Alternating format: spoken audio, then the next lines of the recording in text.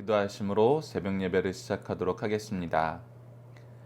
하나님 아버지, 저희들에게 주의 날, 주의 전에서 주님의 말씀을 통해서 새 힘을 얻게 하시고 다시금 세상에서의 의무를 시작하는 월요일 주님 앞에 나아서 말씀으로, 기도로, 찬양으로 하나님과 동행하면서 하나님의 힘으로 하루를 시작할 수 있는 은혜를 베풀어 주심을 감사합니다.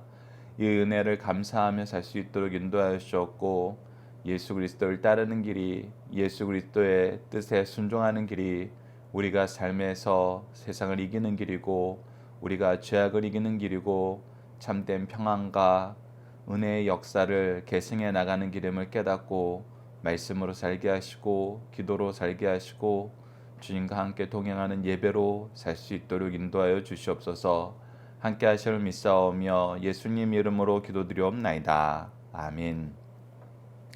다 함께 찬송가 449장 예수 따라가며 449장으로 함께 찬양드리도록 하겠습니다. 449장입니다. 예수 따라가며 복음 순종하며 우리 행할 길 환하겠네. 주를 의지하며 순종하는 자를 주가 늘 함께 하시리라. 의지하고 순종하는 길을 예수 안에 즐겁고 복된 길이로다. 해를 당하거나 우리 고생할 때 주가 위로해 주시겠네. 주를 의지하면 순종하는 자를 주가 안위해 주시리라. 의지하고 순종하는 길을 예수 안에 즐겁고 복된 길이로다. 남의 짐을 지고 슬픔 위로하며 주가 상급을 주시겠네. 주를 의지하며 순종하는 자를 항상 복 내려 주시리라. 의지하고 순종하는 길을 예수 안에 즐겁고 복된 길이로다. 우리 받은 것을 주께 다 드리며 우리 기쁨이 넘치겠네. 주를 의지하며 순종하는 자를 은혜 풍성케 하시리라. 의지하고 순종하는 길을 예수 안에 즐겁고 복된 길이로다. 주를 힘입어서 말씀 잘 배우고 주를 모시고 살아가세. 주를 의지하며 항상 순종하면 주가 사랑해 주시리라. 의지하고 순종하는 길을 예수 안에 즐겁고 복된 길이로다. 아멘. 사도신경을 내용으로 우리의 신앙을 하나님 앞에 정중히 고백하도록 하겠습니다. 나는 전능하신 아버지 하나님, 천지의 창조주를 믿습니다. 나는 그의 유일하신 아들 우리 주 예수 그리스도를 믿습니다. 그는 성령으로 잉태되어 동정녀 마리아에게서 나시고 본디오 빌라도에게 고난을 받아 십자가에 못 박혀 죽으시고 장사된 지 사흘 만에 죽은 자 가운데에서 다시 살아나셨으며 하늘에 오르시어 전능하신 아버지 하나님 우편에 앉아 계시다가 거기로부터 살아있는 자와 죽은 자를 심판하러 오십니다. 나는 성령을 믿으며 거룩한 공교회와 성도의 교제와 죄를 용서받는 것과 몸의 부활과 영생을 믿습니다. 아멘. 오늘 우리에게 주신 하나님의 말씀, 우리가 함께 나눌 말씀은 누가복음 9장 51절에서 62절 말씀입니다.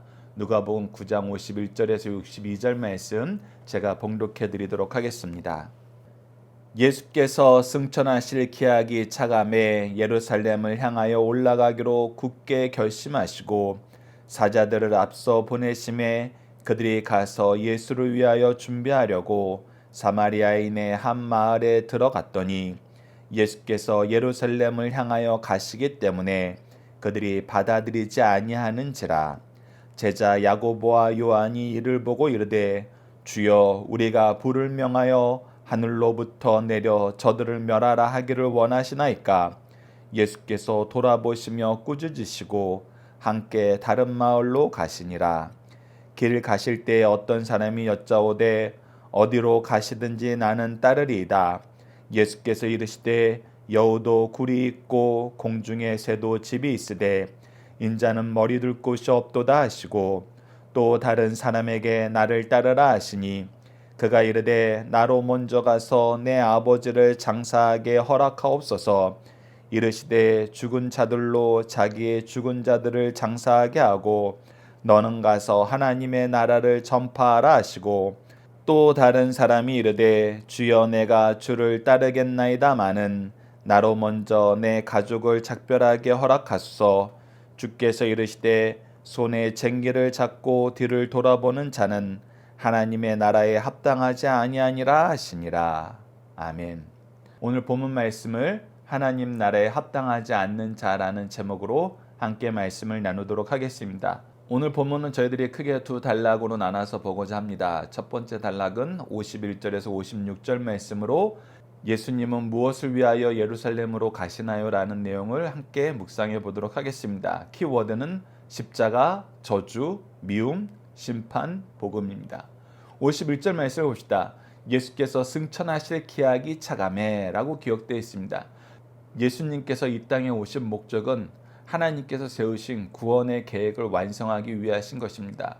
그 일을 위해서 성경대로 나셨고 성경대로 사셨고 성경대로 죽으시고 성경대로 장사되시고 성경대로 부활하시고 성경대로 승천하시고 성경대로 다시 오십니다. 예수님께서 승천하실 기약이 차감해라는 이 말뜻은 바로 성경대로 이루실 구속의 역사의 때가, 즉 예수님께서 십자가의 대속의 죽으심의 때가 이제 가까이 왔다는 것입니다. 그리고 예수님은 이것을 어떻게 하길 원하세요? 순종하는 마음으로, 자원하는 마음으로 굳게 결심하여 올라가길 원하십니다. 그것이 51절 후반절에 예루살렘을 향하여 올라가시기로 굳게 결심하시고 라는 이 맥락에서 우리가 확인할 수 있습니다. 우리가 예수 그리스도를 통해서 볼 수 있는 것은 사도신경을 통해서 예수 그리스도의 낮아지심에 대해서도 확인하면서 함께 나눴던 거지만 순종이었습니다. 예수님은 율법에 순종하심으로 낮아지시고 많은 사람들의 비난과 핍박에 순종하심으로 낮아지시고 하나님의 저주와 진노에 순종함으로 낮아지시고 죽음의 세력에까지 낮아짐으로 순종하셨습니다. 그것이 바로 예수님의 모습이죠.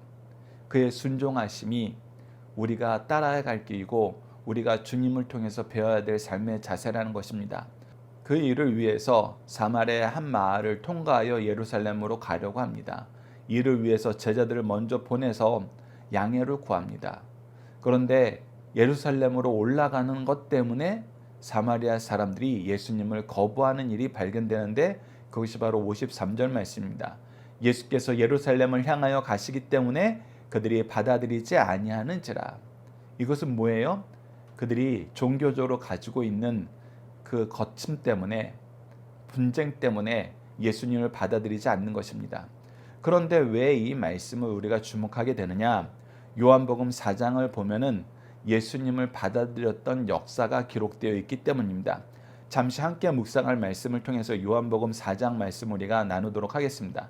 요한복음 4장 9절 말씀을 보면은 유대인들과 사마리아인들의 관계가 이 사마리아 여인의 입술을 통해서 드러납니다.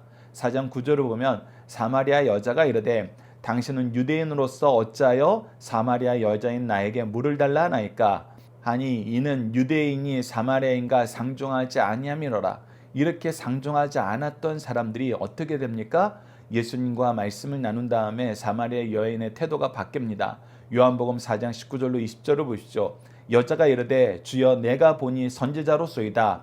우리 조상들은 이 산에서 예배하였는데 당신들의 말은 예배할 곳이 예루살렘에 있다 하더이다 라고 얘기하면서 예배에 대해서 질문합니다. 그러고 나서 요한복음 4장 39절로 40절을 보면 여자의 말이 내가 행한 모든 것을 그가 내게 말하였다 증언하므로 그 동네 중에 많은 사마리아인들이 예수를 믿는지라. 즉 이 여인과 대화를 통해서 또 여인이 예수님과 대화함으로 유대인의 남자, 선생, 선지자, 메시아라고 이렇게 믿음의 역사가 변환되는 걸 보고 그 변환된 믿음을 증언하자 사마리아 사람들도 예수님을 믿게 되었습니다.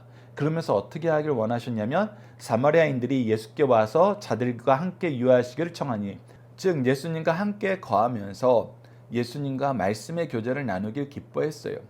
그리고 나중에는 뭐라고까지 얘기하게 되냐면 처음에는 여인의 증언을 두고 믿었지만 이제 예수 그리스도를 보고 그분께 말씀을 직접 배운 거로 믿게 되었다고 고백을 하게 됩니다. 그래서 이 사마리아 마을이 예수님을 모르고 적대시하던 곳이 아니에요. 그럼에도 불구하고 지금 무엇 때문에 예수님을 적대시하는 거예요? 예루살렘으로 올라간다는 것 때문에. 예수님을 보고 예수님을 대하는 것이 아니라 그들이 가지고 있는 기본적인 선입관을 가지고 기본적인 적대감 때문에 예수님을 받아들이지 않는 것입니다. 이런 일이 있자 예수님의 제자인 야고보와 요한이 무엇한다 그래요? 무엇하고 싶어해요? 54절을 보십시오. 제자 야고보와 요한이 이를 보고 이르되 주여 우리가 불을 명하여 하늘로부터 내려 저들을 멸하라 하기를 원하시나이까? 제자들은 여전히 어떤 생각을 가지고 있냐면 예수님이 만왕의 왕으로서 이 세상을 통치할 것을 기대하고 있어요. 예수 그리스도의 대속의 십자가의 길을 예수님께서 벌써 2번이나 말씀하셨는데 그것을 따르려 하지 않습니다. 그것을 받아들이려 하지 않아요. 도리어 야고보와 요한은 무엇을 받습니까? 당신께서 하늘나라의 영광, 하늘나라의 통치를 너희들이 보는 자가 있을 것이다 라고 얘기했을 때 그 보는 자 3명 중에 바로 이 야고보와 요한이 있었어요. 그것이 무엇이었습니까? 변화산에서의 영광된 모습이었습니다. 그러니 그들이 예수님이 왕이 될 것이라는 확신은 더 커지고 예수님을 통해서 자기들도 권세를 누릴 거라는 그 마음이 커지고 있는 것입니다. 그래서 무엇하는 거예요? 자기를 거절하는 자들에게 심판이 있어야 된다고 예수님께 청원하는 것입니다. 예수님이 원하시면이라는 말을 하지만 사실 자기네들이 하고 싶은 거예요. 자기네들이 그 권세를 실천하고 싶어 하는 것입니다. 앞서는 어떤 역사도 있었습니까? 예수님의 이름으로 귀신을 쫓아내는데 자기네들을 따르지 않기 때문에 금지하였습니다 라는 얘기를 하잖아요. 그가 권세자가 돼가고 있는 거예요. 그런데 그때 예수님은 어떻게 하십니까? 55절 보시면 예수께서 돌아보시며 꾸짖으셨어요. 왜 꾸짖으셨어요? 하나님의 권세는, 예수님께서 그들에게 부여하신 능력과 권위는 그렇게 자기 생각에 마음에 안 든다고 심판할 수 있는 권세로 주신 것이 아니에요. 하나님이 주신 권세는 복음을 위해서 주신 거예요. 그래서 제자들이 예수님이 변화산에서 기도하실 때 귀신 들린 아이를 고치지 못한 이유가 뭐였어요? 그들이 9장 상반절에서는 예수 그리스도의 복음을 위해서 예수님이 주신 능력과 권위를 사용했어요. 그러나 지금은 그들이 자기를 높이기 위해서 그 권세를 다시금 사용하려 그런 걸로 보여요. 그것이 믿음의 없음의 증거예요. 예수 그리스도의 복음을 위해서, 영혼 구원을 위해서, 생명 살림을 위해서 하나님이 나에게 이 은혜를 주셨다는 믿음이 없는 거예요. 도리어 자기를 드러내고 싶어하는, 자기가 권세를 가졌다는 걸 증명하고 싶은 생각으로 하기 때문에 그것은 믿음의 길이 아니라는 겁니다. 그거는 믿음으로 가는 길이 아니에요. 자기 의를 위한 길이에요. 믿음은 하나님의 의를 힘입어 하나님의 의의 길을 가는 사람들에게 주어지는 역사입니다. 그것이 믿음의 역사예요. 내 자전적인 역사가 아닙니다. 하나님의 역사에 우리가 동참하는 거예요. 그렇기 때문에 예수님은 도리어 책망하십니다. 자꾸 하나님의 길을 막지 말라는 거예요. 변화산에서 베드로가 엘리야와 모세와 예수님은 예루살렘에 올라가서 고난받으실 것에 대해서 얘기하고 있는데 자기네들은 여기에 머무는 게 좋사오니 여기에 초막셋을 짓고 예수님과 모세와 엘리야와 우리 함께 지내고 싶다는 거예요.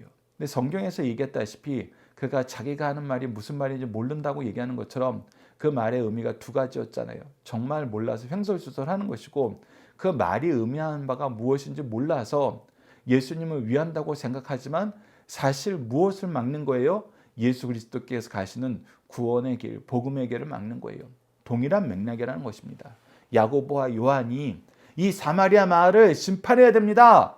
불을 내려서 우리가 태워버려야 됩니다. 라고 얘기하는 것도 예수님이 이 땅에 오신 목적하고는 상반된다는 거예요. 어떤 것과 동일한 거냐면 사마리아 사람들이 예수님을 영접하고 예수님에 대한 소문을 알고 예수 그리스도를 믿었던 그 믿음의 역사가 있음에도 불구하고 유대인들과 반목하고 예배 장소에 대해서 반목하는 것 때문에 예수님을 거절하는 것처럼 그것은 자기네들의 전통과 사상으로 예수님을 거절하는 거잖아요. 동일하게 야고보와 요한이 이 마을을 심판하겠다 하는 것도 자기네들의 전통과 사상으로 예수 그리스도의 복음의 길과는 반대되는 길을 가는 거예요.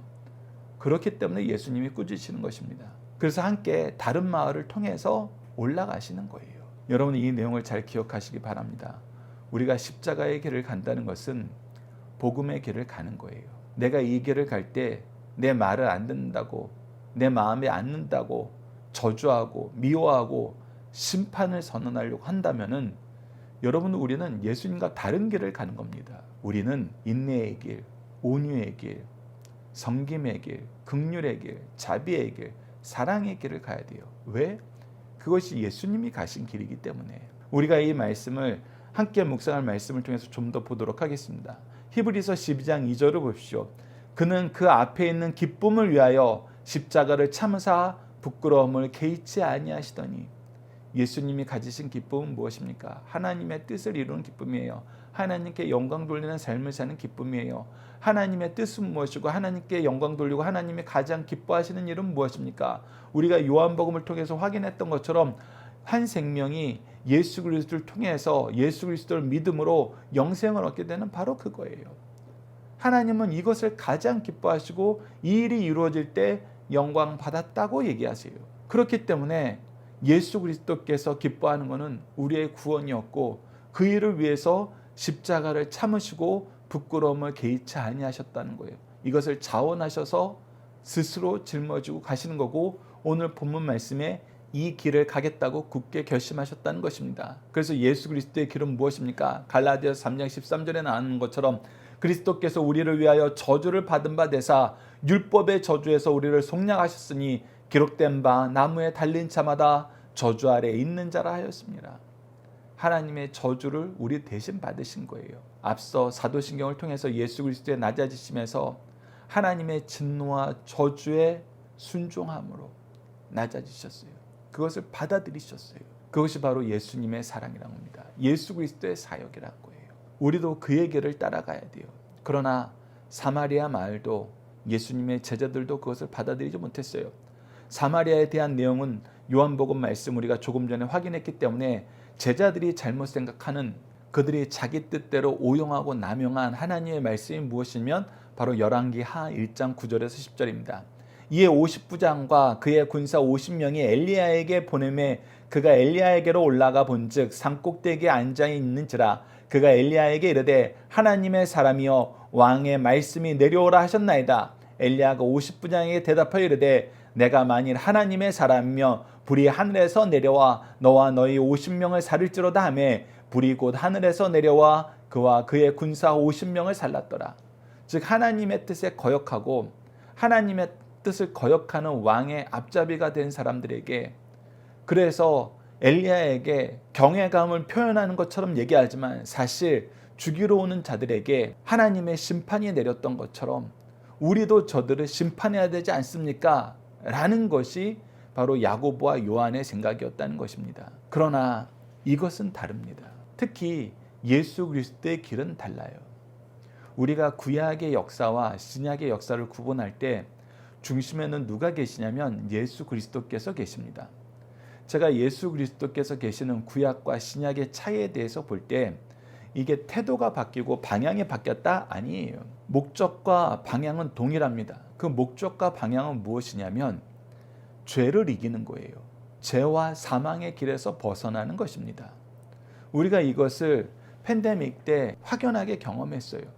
우리가 예방접종이 보편화되기 전에, 치료제가 보편화되기 전에는 무엇이 가장 중요했어요? 이 병에 걸리지 않는 것이 중요했어요. 그래서 마스크 쓰고 거리두기 제한 우리가 지키면서 우리가 격리되는 삶을 살았어요. 구약도 마찬가지입니다. 죄에 오염되는 것을 막는 것이 중요해요. 그래서 그 방법이 죄하고 멀어지게 만드는 거였어요. 그런데 예수 그리스도의 복음이라는 이 구속의 역사가 우리에게 은혜로서 주어진 다음에는 우리가 이제 죄를 이길 수 있는 백신이 있는 거예요. 능력이 있는 거예요.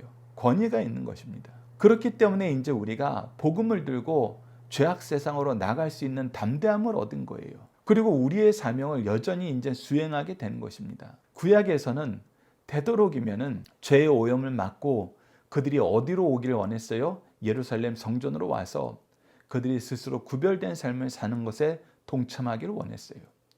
그러나 신약에서는 예수 그리스도의 복음의 능력으로 말미암아 우리가 이제 밖에 나가서 그들이 구별된 삶을 그들의 삶 속에서 이룰 수 있는 교회를 우리가 전 세계에 확장시킬 수 있었어요. 그것이 하나님 나라의 확장이에요. 그래서 예수 그리스도의 복음을 중심으로 보면은 구약과 신약이 동일한 내용이 있는데 그것이 무엇이면 죄로부터의 격리, 죄로부터의 구별됨, 죄로부터의 승리예요. 그래서 구약은 예수 그리스도를 바라보면서 이것을 누리게 하셨고 신약은 오신 예수님을 전함으로 이것을 누리게 하셨어요. 이것을 자기 기준에서 오용하고 남용하게 되면은 야고보와 요한과 같은 사상을 가지게 된다는 것입니다. 도리어 우리는 어떤 생각을 가져야 되냐면 마태복음 10장 23절과 같은 생각을 가져야 됩니다. 이 동네에서 너희를 박해하거든 더 저 동네로 피하라. 이 얘기는 뭐예요? 예수 그리스도의 복음을 전하는 일은 멈추지 말라. 이것을 가지고 그들을 정죄하거나 심판하려고 하지 말라. 도리어 사도 바울의 선교 여행을 우리가 사도행전을 통해서 확인하게 되면 무엇을 볼 수 있습니까? 계속해서 방문해요. 계속해서 방문합니다. 나중에는 제자 그룹이 다시 방문해요. 그래서 끝까지 복음을 전합니다. 예수 그리스도께서 우리에게 보여주신 모습은 끝까지 복음을 전하는 거예요. 그래서 예수님이 뭐라고 말씀하십니까? 사도행전 1장 8절을 통해서 보면은 예루살렘과 온 유대와 사마리아와 땅끝까지 이르러, 이 사마리아가 다시 들어가요. 다시 가라는 것입니다. 다시 복음을 들고 가라는 거예요. 그래서 실제로 전도자들이 사마리아 땅에 가서 복음을 전하고 그곳에 교회를 세우지 않습니까? 우리가 이 내용을 기억해야 됩니다. 복음의 길은 우리가 끝까지 전하는 거예요. 심판하는 것이 아닙니다. 정죄하는 것이 아니에요. 복음의 길은 예수 그리스도의 복음을 끝까지 전한다는 거 우리가 기억하셔야 됩니다. 두 번째 단락은 57절에 62절 말씀을 어떤 사람이 예수님을 따르기에 합당합니까? 키워드는 궁핍, 장사, 유산, 재물, 가족, 뒤돌아보는 자, 순종, 지혜, 성령입니다. 57절을 봅시다. 길 가실 때 어떤 사람이 여짜오되 어디로 가시든지 나는 따르리이다 라고 얘기하자 58절에 예수님께서 뭐라 그러세요? 이르시되 여우도 굴이 있고 공중에서도 집이 있으되 인자는 머리 둘 곳이 없도다 하시고, 즉 예수님이 지금 무엇하러 가세요? 승천하시기 위해서 가세요. 승천하신다는 건 뭐예요? 대속의 십자가를 지고 죽으신 다음에 장사되시고 부활하시는 이 역사가 있는 거예요. 순종의 역사, 섬김의 역사, 스스로 저주의 대상이 되고 스스로 낮아지는 역사가 있는 거예요. 근데 사람들은, 제자들은 예수님 무엇하러 가신다고 생각해요? 높아지러 가신다고 생각해요. 그곳에서 왕이 되시러 간다고 생각해요. 그 맥락에서 이 사람이 따라온 것으로 보여요. 예수님이 가시는 길은 내가 어느 길이든 따르겠습니다. 그러자 예수님이 예수님의 길이 어떤 길인지를 가르쳐줘요. 내가 가는 길은 너희들이 생각하는 세상에서의 영광과 부귀가 있는 길이 아니라 가난하고 궁핍하고 섬기는 길이다. 그래서 예수님이 뭐라 그럽니까? 여우도 굴이 있고 공중에서도 집이 있으되 인자는 머리 둘 곳도 없는 그런 길을 가려는데 너희들이 그 길을 따를 수 있겠느냐 물어보시는 거예요. 그 중심된 마음이 무엇인지를 드러내시는 것입니다. 그리고 두 번째 그룹은 어떤 사람입니까? 또 다른 사람에게 나를 따르라. 이번엔 예수님께서 이제 나를 따르라고 얘기하세요. 그런데 이때 따르라는 말을 들은 그 사람이 뭐라 그러냐면 나로 먼저 가서 내 아버지를 장사하게 허락하옵소서라고 얘기합니다. 근데 이 얘기는 무엇이냐면 아버지를 장사하면 나에게 무엇이 생겨요? 유산이 생겨요. 그러니까 예수님 머리 둘 곳도 없으시다면서요. 그렇게 힘들고 가난하시다면서요. 그러면 제가 아버지가 돌아가시고 난 다음에 유산을 가지고 예수님을 따르면은 예수님의 전도 사역에도 상당한 도움이 되지 않겠습니까? 이 얘기를 하는 거예요. 그러나 이거에 대한 예수님의 대답은 무엇입니까? 이르실 때 죽은 자들로 자기의 죽은 자들을 장사하게 하고 너는 가서 하나님의 나라를 전파하라 하시고 물질을 내가 준비하느냐 안 하느냐, 내가 물질을 들고 있느냐 없느냐는 사실 하나님의 복음, 하나님 나라의 확장에는 크게 중요하지 않다는 거예요.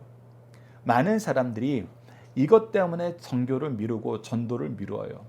지금 내가 먹고 사는 것이 힘들어서, 내가 내 가족을 부양하는 것이 어려움이 있어서, 그리고 좀 안정된 상태에서 내가 이 일을 하면은 여러분들도 도움이 되는 거 아니에요? 여러분들도 다 안 거 아니에요? 이것이 조금 더 극단적인 상태로 발전을 하면 우리가 어떤 얘기도 하게 됩니까? 내가 주일날 일해서 돈 많이 벌어서 교회 헌금하면은 교회도 좋고 저도 좋은 거 아니에요? 제가 교회를 섬기기 위해서 일하지 뭐 나 잘 되려고만 일합니까? 저는 결코 교회를 허투루 생각하지 않습니다. 이렇게 얘기해요. 근데 이때 예수 그리스도의 말씀이 우리에게 적용되는 것입니다. 그것은 내 생각이에요. 내 기준이에요. 도리어 우리가 하나님을 믿는 믿음 안에서 복음의 길을 간다 그럴 때는 우리가 어제 다니엘서 말씀을 통해서 확인한 것처럼 하나님은 우리를 위해서 먼저 준비하시고 우리에게 필요한 능력을 주시고 결과를 책임져 주세요. 그것이 물질이 되었던, 우리의 지식이 되었던, 육체적인 강건함이 되었던, 우리의 마음의 굳건함이 되었던, 하나님께서는 우리에게 이것을 채워주십니다. 그런데 내 생각으로, 내 기준으로 내가 이 길을 오히려 따르기를 머뭇거리는 거예요. 적당히 세상과 하나님이 주신 사명을 섞어서 적당히 하면서 무엇 하는 명성을 얻고 싶은 거예요? 난 이것도 잘하고 저것도 잘해 라는 이 명성을 얻고 싶은 거예요. 이런 사람은 두 마음을 품은 자로서 순종하지 않는 자라는 것입니다. 61절에서 62절은 또 다른 사람이 나옵니다. 또 다른 예가 나오죠. 또 다른 사람이 이르되 주여 내가 주를 따르겠나이다마는 나로 먼저 내 가족을 작별하게 허락하옵소서. 예수께서 이르시되 손에 쟁기를 잡고 뒤를 돌아보는 자는 하나님의 나라에 합당하지 아니하니라. 즉 내가 가족을 돌본다는 거, 이거 해야 되는 거잖아요. 우리의 의무 중에 하나잖아요. 예, 맞습니다. 그것이 의무 중에 하나예요. 그런데 사실 우리가 중심을 보자고요. 중심을. 이 중심은 뭡니까? 예수님을 따르지 않아도 되는, 좀 내 의견대로, 내 생각대로 예수님의 명령을 거절하고 조율할 수 있는 핑계로 가족을 들어 쓰는 거예요. 여러분, 계속해서 제가 말씀드리고 싶은 거는 이것 또한 믿음의 영역이라는 겁니다. 믿음의 영역이라는 거예요. 제가 만나는 선교사님들 중에 그런 말씀을 하신 분들이 있어요. 두 그룹의 분들이 있었습니다. 첫 번째 그룹은 정말 아무것도 없는 곳으로 가요. 그래도 장단점이 좀 있어야 되는데 단점만 있는 곳으로 선교 가시는 분들이 계세요. 근데 그분들이 자녀들도 있어요. 특히 한국 부모 입장에서는 아이들은 놓고 가시죠.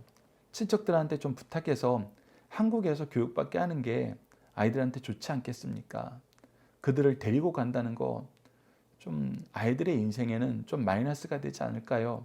이렇게 제시하는 분들도 많이 계세요. 그런데 그분이 담대하게 나가시는 거예요. 담대하게 나갔을 때 여러분들, 그분들이 소개하는 거 그 한두 분이 아니었어요.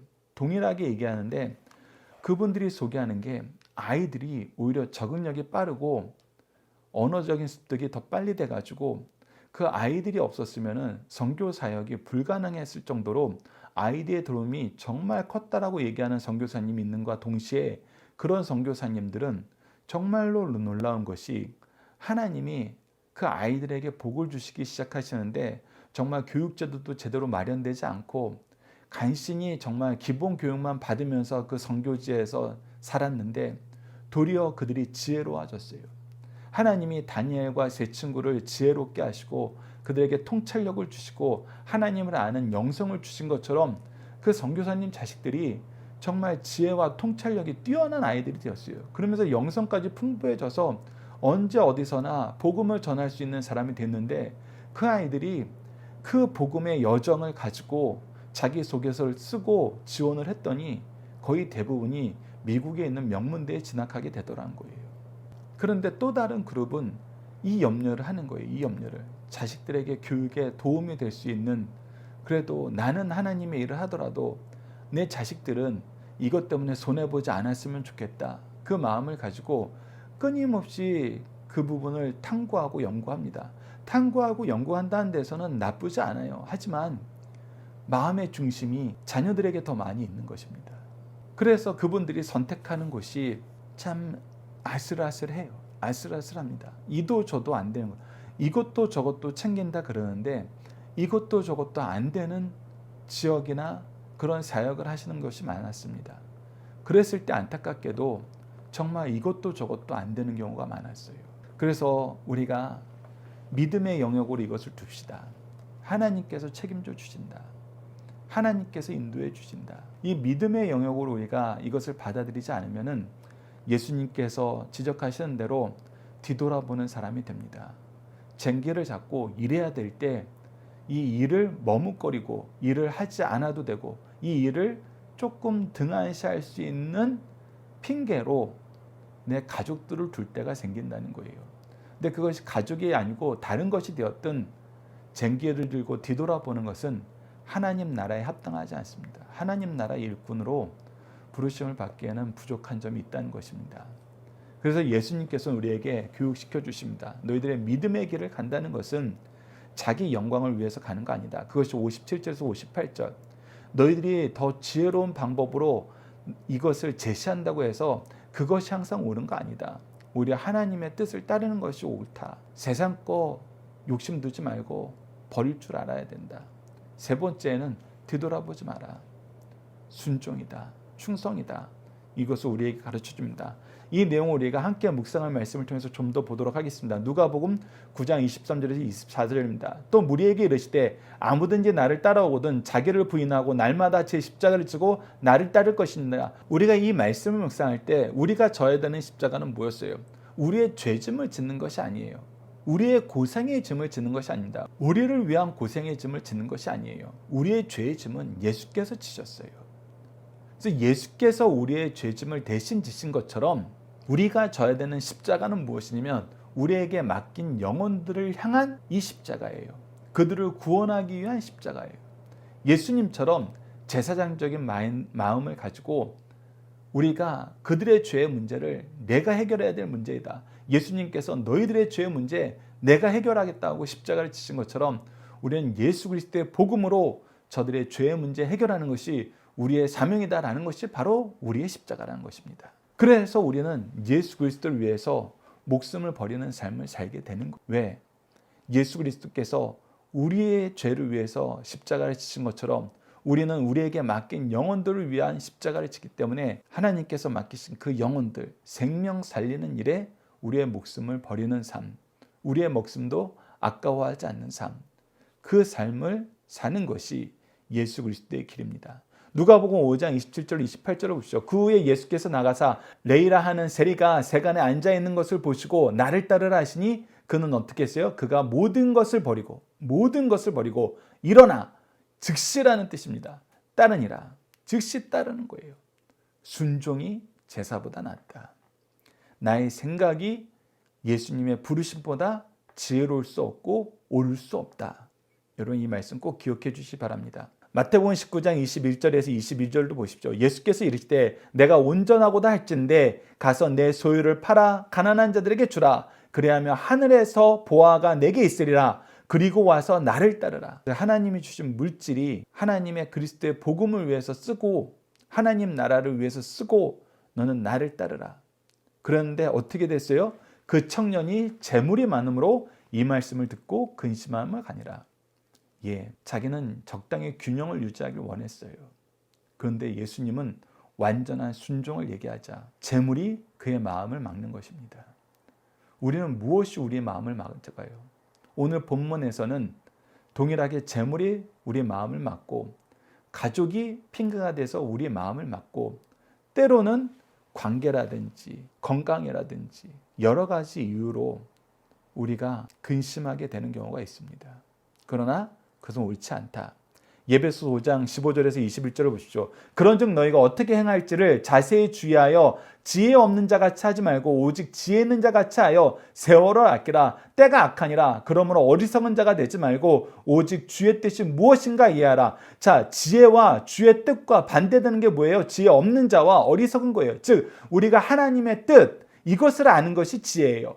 말씀을 통해서 이 지혜를 얻지 않으면 우리는 어리석은 자가 되고 지혜 없는 자 같이 미련한 길, 죄악의 길을 가게 됩니다. 오히려 악한 길을 가게 돼요. 그래서 뭐라고 얘기합니까? 술 취하지 말라. 이는 방탕한 것이니 오직 성령의 충만함을 받으라. 우리가 다른 것에 취하면 안 돼요. 대표적인 것이 술이에요. 술은 자기 의지로 마시고 자기 의지를 잃어버리는 것을 좋아하는 거예요. 근데 우리가 성령의 충만함을 받으면은 나를 잊어버리고 도리어 예수 그리스도의 마음으로 충만함을 받아요. 이것은 완전히 다른 방향입니다. 그렇기 때문에 우리가 지혜롭게 행동해야 됩니다. 시와 찬송과 신령한 노래로 서로 화답하라. 시와 찬송과 신령한 노래의 근거가 무엇입니까?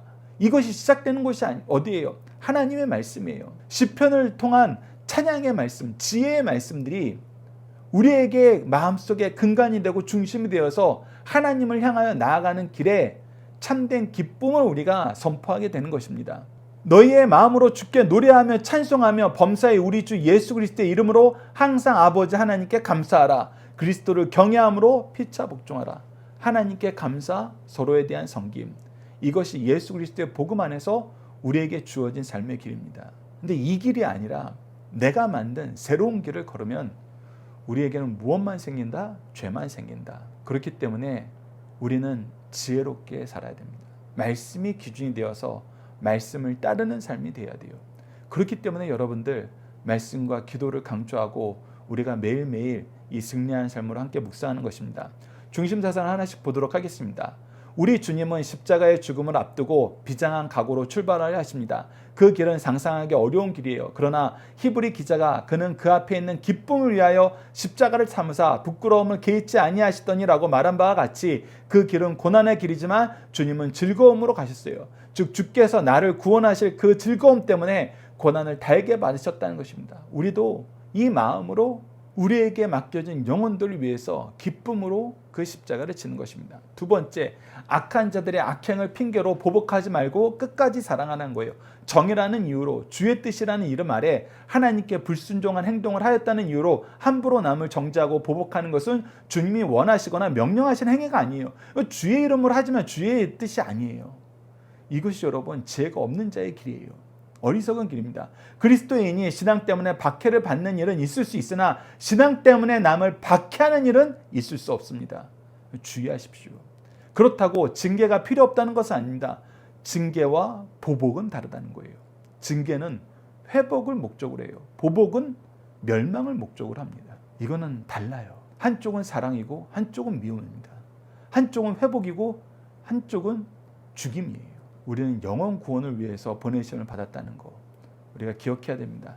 세 번째, 주의 일에 자원하는 자는 모든 것을 포기, 희생하고 영광을 얻기보다는 박해를 각오하고 시작해야 된다는 것입니다. 주의를 하겠다고 자원하는 것은 세상에서 가장 값진 일이요 좋은 일입니다. 그러나 이 길은 영광의 길이지만 영광을 먼저 바라보아서는 안 됩니다. 오히려 고난과 박해를 받게 되고 이것을 우리가 먼저 바라봐야 됩니다. 미리 준비해야 됩니다.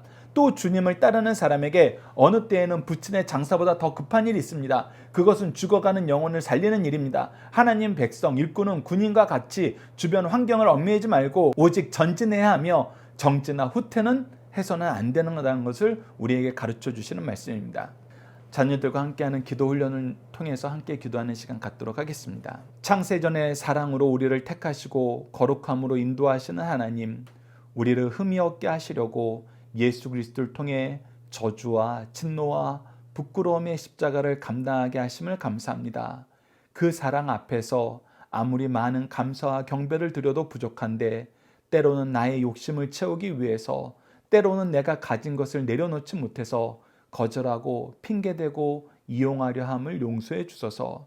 사랑의 주님 앞에서 오직 감사와 순종과 충성과 경배를 드리며 주님의 뒤를 따라 우리에게 맡기신 영혼들을 먼저 사랑하고 더욱 사랑하고 끝까지 사랑하게 도와주소서. 예수님 이름으로 기도드립니다. 아멘. 주기도문으로 예배를 마치겠습니다.